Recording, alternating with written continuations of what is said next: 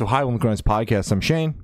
I'm Glory. And we're with Edgar and Sam and Henry from Ben Quad. There are some questions to say about the new EP Ephemera. So congrats on that, by the way. How you guys feel about the response to it so far?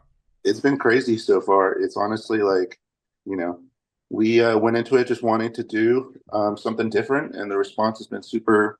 Everyone's been stoked on it. Hell yeah. Damn right. It's short, but holy shit, does it rip? Yeah. Oh yeah, thank you. This EP is fucking crazy, and I just wanted to give a special shout out to You'll Get Nothing and Like It. That fucking song, I listened to it for like, I don't know, a little too long than I should have. Probably longer than the EP length. I really fucking like it. So I feel like that one's the fan favorite. Just yeah, it's cool. It's like our first time we ever threw a breakdown into a song, and I really like the little spoken word thing right before. Yeah, it really reminded me of I think it's either Stockholm Syndrome or Violence. I think it's Stockholm Syndrome by Blink-182. I might be, I don't know where the fuck I got that from, but that's a huge compliment because that's my favorite song by them. Hell yeah. Really heavily fuck with it. So appreciate that a lot. That's like my favorite album ever. So that's a huge compliment. It is their best album. So you're 100% onto something with that. Yeah. Hell yeah. Yeah. So is there any meaning behind the EP title or cover art? Yeah. So Ephemera, basically, it's like the literal literal definition of it is that it's something that's made to be thrown away. It could be like a pamphlet. It can be like just something you get at like an event and you are just meant to toss it aside. And so we took that concept and wanted to kind of just make these themes of like change and transience in the EP. And so the whole EP is basically about we're struggling under like capitalism and stuff, and then we we're just looking for change, and we're stuck in this constant loop of just like suffering under banks, suffering under war, and we just want change. Yeah. Hell yeah. That's fair. And any meaning behind the cover art? Yeah, it's just like we hired a guy, said Khatib. He killed it. It's like the way he described it to me, he was adding like kind of this imagery of flowers, and then that little statue in the front. It's just kind of like more themes of change and permanence. Yeah. Gotcha. Hell yeah. Wonderful. So can you tell us a little bit about your writing process for the EP? So the writing process for the EP, that started, I'd say, early 2020. Honestly, early this year. It started early this year, and we knocked that writing out in probably like 2 months. Went into the studio. One of the songs we actually wrote like while we were in the studio. Fun. Yeah, so it's cool. I feel like we kind of have this writing process where I kind of write the skeletons of the song. That is basically just like MIDI drums and then some guitar stuff that I read over it. And I have a couple of vocal ideas here and there, and then I show it to the guys. Isaac, our drummer, he kills it on the drums, writes those, and then we kind of write the vocals together in the studio, which is super collaborative. And this time around it felt like really solid. Like we knocked a song out by ourselves in basically 2 days, and the rest we wrote like the lyrics in the room, so that was cool. Yeah, and I think we had a lot of fun this time too, like with Henry and I kind of going back and forth on vocals as well. So that was really fun, kind of being able to share the load a little bit. It makes the songs feel a little quicker, a little more what's the word? Like, I think we were trying to go for oh my goodness, my brain is failing me. Like kind of when you're in a hurry, go, like pressure. Yeah, like there's the pressure behind it. Like I don't know why my brain's not working right now, but yeah, I think the songs turned out exactly how we wanted them to, and it was perfect. The writing process was easy. That's awesome. Fuck yeah. Happy to hear that. Always happy to hear like an easy writing process, because obviously we'll listen to bands talk about how it takes years to crack a record, and you guys are just like 2 months over and done. It was nice and easy. Yeah, I don't know. Maybe we're young. Maybe we're just we're full of it right now. We'll see what happens. Full of life, you know. So Yeah. you didn't have to sit on this EP very long, because if you started working on it in earlier this year, it came out, you know, just a handful of days ago. So maybe, you know, 7 months in total. Yeah, we went in to record in March, and then we ran into some. We actually got sick in the studio, and we had to wait until after the Wax Bodega tour. That that was like March through April, and then we came back in around like June. So we sat on like instrumentals for so long, and that killed me, because I was like, dang, this could be out even sooner. But yeah, we sat on that probably like finished it in June. Put it out like, now, I guess. But I think the first single, when did that come out? Like September. So we didn't sit on stuff too long. Yeah, That's good. That's decent. Oh yeah. Fuck yeah. So what song off the EP took the longest to write, and then which one is each of your own personal favorite? Yeah, I think the one that took the longest to write was probably, let's see, I think the first track.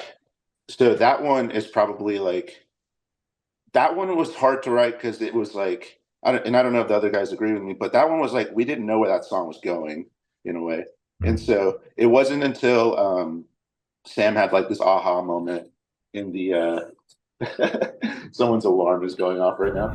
It's okay. Yeah, so Sam had this aha moment in the studio, where he kind of like we had gotten sick, and he was kind of struggling to find his voice, and then one take we were like, hey, stop what you're doing, just do that again. And so that's where he kind of found, like, I don't even know how to describe it, that kind of like heady scream that he does now. The scream. Yeah, it's very sick, and that's when the song came together. I think beforehand we didn't have a vision for that first song, and then once it clicked with Sam on how to scream that, we were like, yeah, this is going to sound like an Under Oath song that's going to be sick as fuck. And yeah, we just pieced it together. Then that, like, when I said we started early this year up to the studio, that's how long it took to write that song. Oh wow. And favorites. And then favorites. I think mine is the last one. There's a couple reasons. The last song is my favorite because we wrote it in such a short amount of time, but also I think it has everything I like about the band in it. It has like the sick instrumentals, it has the awesome buildups, and it has that huge just chorus at the end that really pays off. And so yeah, there's a lot of influence that goes into it. There's a lot of William Bonney. There's a lot of a little bit of Under Oath, and that's like my favorite band growing up. So I'm just glad that we could just mix everything up together for that. Yeah. I think and then Sam here. I have pretty much the exact same opinion as Edgar. That first one was definitely our hardest to figure out, and then by the time we wrote the last one, like the day we were in the studio, I think you wrote that while we were just like sleeping, like while we were at home that night. Yeah, we were just at my parents' house. Yeah, and then that one just came, just that night, basically the whole song. So it's kind of funny how that happens. Sometimes you will get stuck, and then other times it'll just blossom out of nowhere. You have no idea.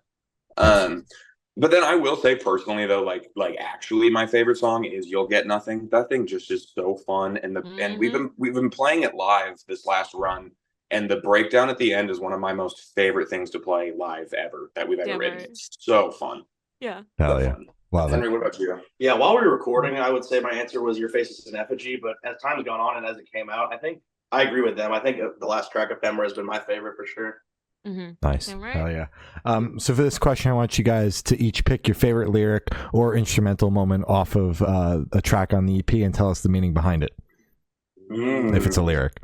That's a good question. I like you guys. You guys are asking the good stuff. Thank you. Thank you.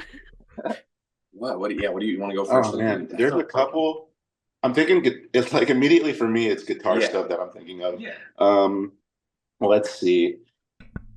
Oh man.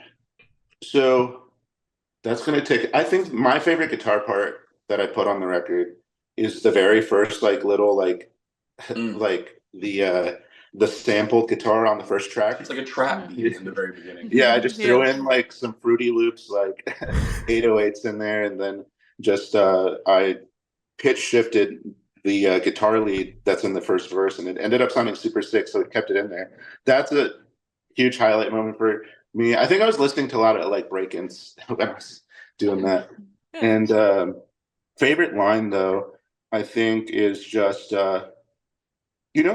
this one's kind of cheesy, but I like the you were made to throw away, or we were made to throw away. Either one, interchangeable. But Yeah. it's like it ties in so well with the concept of the record, and I'm so glad that we put that in there twice. Yeah, it's just like the whole like summation of how we feel is like being disposable in today's society, and yeah, I just love that line.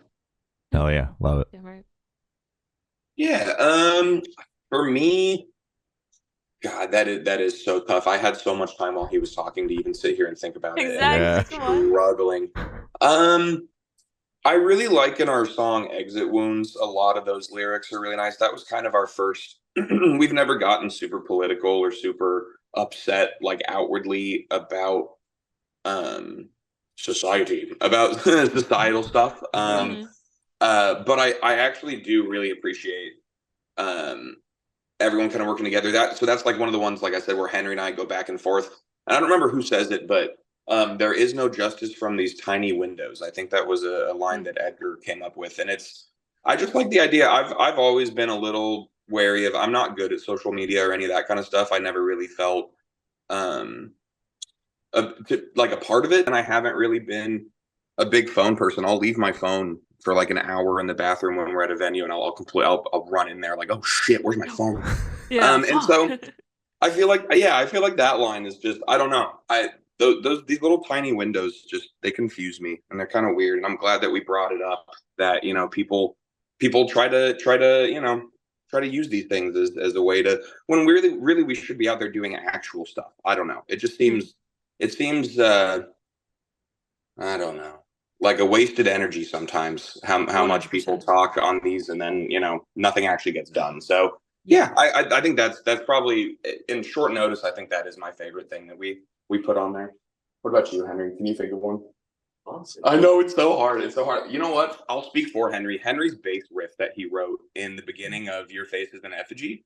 It's kind of hard to hear because it's immediately after the double claps on there, which is also one of my favorite parts in any song we've ever put. But yeah, Henry, what do you think about, like, dude, your bass part? That was like a mix of like probably like the Killers and New Order. Those are like big influences on that line specifically. Hey. Yeah, so definitely, like, again, it kind of gets buried in there because of vocals and everything, but next time you listen to Your Face is an Effigy, listen for that bass line when everything kicks in, because it rips. Okay. All right. Noted. Fuck yeah.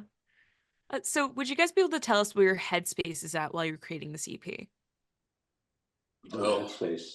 Yeah, I mean, I feel like anytime we go into the studio, we kind of want to make rippers. I feel like, we're, I guess excited's a good word for it. We're in there just trying to make music we like. We don't necessarily get ourselves in a mood. Like, the record's really angry, but I don't get in there like being like, all right, I'm going to be pissed off the whole time. So this sounds pissed off, Right. We usually like, the vibes are good. We're just we have like pictures of us like smoking hookah in the in like as like Henry and Sam are going on the track vocals.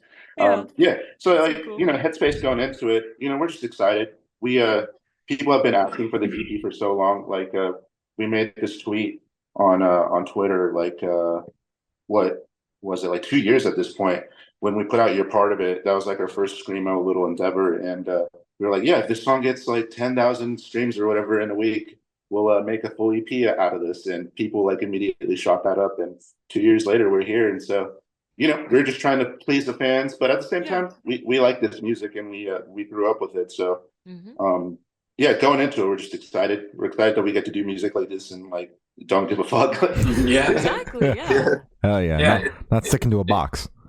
Exactly. It's crazy that we can do this kind of flip, and if anything, more people are fucking with it. It's really nice. Yeah. Exactly. I fucking love when bands just switch, just whether it's fan requested or they're just feeling funky one day, because I think you can't lose, honestly, because your old fans that like your old shit, that shit's still on streaming services. So it's just kind of casting a wider net of, if anyone else likes this new stuff, listen to it. I love it. It's so fun. It's so good. Appreciate that. Yeah, I also love when bands do that, and I'm glad. Yeah, I'm glad also. Like people like Pure Noise were down with it as well. That was really awesome that they were. It was the first thing we told them is like, hey, we've got this thing that we've planned already. That and they were like, yeah, let's do it. Let's put it in the let's add it to part of the deal. Fuck yeah. That's awesome. That's so good to hear. Yeah. So how do you guys recommend your fans to listen to this EP for the first time? Should you do it in the car with friends, in the dark with headphones on? Is workout EP, party EP? What do you guys personally recommend? For the first time. My preferred way to listen to stuff is just loud as fuck in the car. Damn right. Yeah, I think that is for the first time. If that's the question, first way to listen to it. I do think blasting it in the car is probably windows down is probably the vibe. Yeah, for sure. Yeah. Our producer is so fucking talented though. It would be a disservice though to tell people not to use headphones. True. Yeah, he works very hard with the production there. So definitely headphones later next time. Okay. Like second time around. Yeah, exactly. So you can really get it in there. Yeah. For sure. And this one should be super, super quick. Off the top of your heads, I want you guys to describe this EP for new listeners in 3 words. 3 words each. Is it? How many people are over there? There's 3 of us. There's 3 of us right okay, here. 9 total. Okay. 3 words. 9. Oh god, it's the less words but harder. Yeah. Okay, I'm gonna go first so that no one steals anything that I think. There you go. Fast, contemplative, and then what's the word for like action? Again, action. I can't think of the word where you're like you're in a hurry. You're rushed. You're in a hurry. It's an action. You're trying to. It's like a verb of some sort, huh? Frantic. Thank you. Frantic. Oh, I fucking love that word. Our TM over Connor over there with the help. Thank you. Shout out Frantic. Yeah. So yeah, that's the 3 I would give. Perfect. All right, 3 words to describe the record. I'm gonna go with angry. And then like I'm in a different headspace where I would be like kind of like tagging it like a Bandcamp tag. It'd be like it would say like screamo, scrams, post-hardcore. yeah. So that's my answer. I like that. Yeah, fuck yeah. I love that way of thinking. What do you think, Henry? I'm gonna go with heavy, badass, and sick. Yes. Damn right. That was Fucking the love best badass. answer. That was the best answer. Love it. Yeah. And in that same train of thought, is there a certain feeling or emotion you want listeners to have while going through the EP? You know what? I feel like I like when listeners go into it and get what they want out of it. But, I think if it makes them pissed off, that's awesome. That's what, we wanted to make a record that's angry, and if it pisses people off, in the sense that they want to like, if like a young kid listens to this record and afterwards, is like, yeah, dude, maybe I could do something. Maybe I could do something too. Yeah. That would be the best possible outcome. Damn right. Gotcha. I love it. I love it. And are you guys able to touch on any particularly challenging or standout moments from the creation of this EP, positive or negative? I think one that was positive and negative, like Edgar mentioned earlier, was the fact that we had this pretty much ready to go before that Wax Bodega tour at the beginning of the year, and then didn't we play? We played like a festival or something. Oh yeah, we played a festival. We were dumb and we were like, let's do a festival, and right after, let's go record. And you go to shows, you get sick. Pretty sure I had COVID of some kind, and so screaming was not an option. Which, when you're writing the Screamo EP, really kind of puts a damper on things. Like some things that hurt a lot, and that was challenging, and it definitely like. Personally, as the singer, it made me doubt myself. Like, can I even scream in the future? What's happening? But then, we had a lot of time to sit on it. That tour, we came back, and then just a few weeks after we came back from tour, we just immediately, I think we knocked out all the vocals in 2 days. I think it was crazy. It was like a day and a half. Holy shit. Just knocked them out at that point. So that was also a positive moment where it was like, oh shit, we do have this. It was one of those flip flops where it was like, we were a little afraid at first, is this going to get done? And then as soon as we got back into it, it was easy. And like in retrospect, it was a lot more frantic than I, actually I would have said it's like, yeah, it sucked, but like it actually sucked because we canceled the secret show. We stayed one more day at home, just trying to be like, if we could squeeze one more ounce of vocals from Sam before we left, and then that didn't work. So yeah, it was just like a huge rush trying to record vocals before we left for the Wax Bodega tour. Mhm. And yeah, like Sam said, we knocked it out in 2 days after the tour. Yeah, I think it worked out. I don't know, because we were in a hurry, I may not have been able to kind of find that scream that I found. And it's one that doesn't, like, we've been doing the Screamo songs every night on tour. And so it's I don't know how I still have my voice. I'm just glad we figured it out. That was a positive as well. There you go. Yeah, Hell yeah. that's all that matters. Yep. So since you guys are on tour, we got to ask, what's been your go-to snack at a gas station or a rest stop? Oh, recently for me, it's been the Little Baby wrap snacks. They're so good. It's so good. Damn right. That is okay.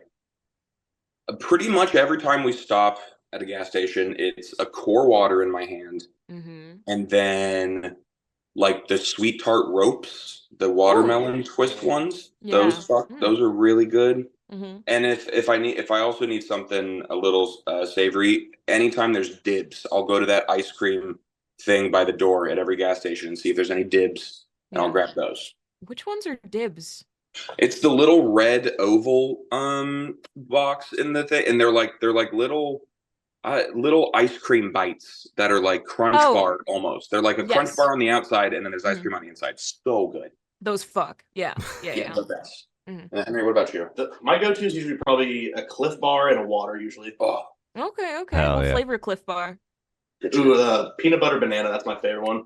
Damn right, Hey. peanut butter. I got a box of them sitting right behind me for my trip coming up here. Fucking free. That's crazy. That's awesome. And on the topic of food, if the band was a dish, what dish would the band be and why?